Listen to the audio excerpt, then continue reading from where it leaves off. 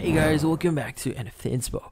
For today's video, we are going to show you how to fix DirecTV 775 error. So if you're interested, let's start our tutorial.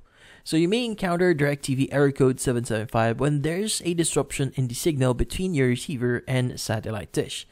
To resolve this issue, it's essential to check the potentially adjust your receiver connection. So here's how you actually do this. So first is inspect your receiver connection. Start by examining all the connections on the back of your receiver. Begin with the SAT-in connection and ensure it's securely plugged in. Next is check for swim power inserter.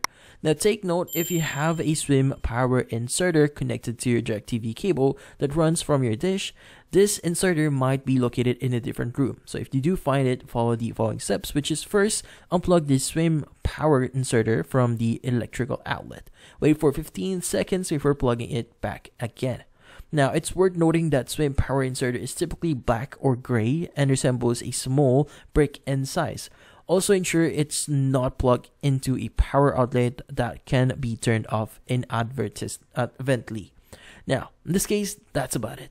So hopefully this video was able to help you. Like and subscribe to NFT Inspo. Thank you for watching.